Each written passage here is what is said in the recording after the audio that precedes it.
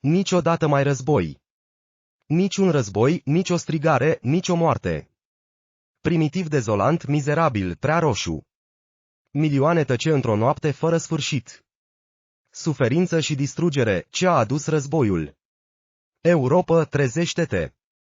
Închideți rândurile. Inteligenți, dar singuri în război. Vreți să fiți maturi, gândiți bine ce faceți. Calea mizerabilă pe care nu trebuie să stăm niciodată. Omenirea credea că se află pe un nivel evolutiv mai înalt. Dar zgomotul războiului răsună peste țară. Nu vă lăsați atrași în jocul războiului. Politicieni și magnatii industriei de armament, cuvintele lor sunt prea multe. Incitatorii la război nu sunt acasă în secolul XXI. Schimbarea vocilor, nu zgomotul războiului. Milioane pierdute într-un strigăt mut. Prea multe vieți par să fie deja uitate. Fiecare viață contează, protecția este o datorie. Niciun mort în plus, asta este vedere importantă.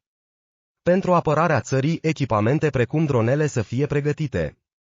Dar pacea și înțelepciunea să fie întotdeauna unitatea. Nimic nu se sacrifică, gândiți-vă la existență. Femeile, copiii să crească în pace. Suferință și durere, înțesate în război.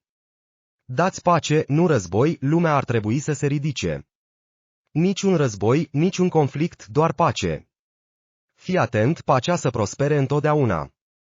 Toate cele bune. Samariteanul tău.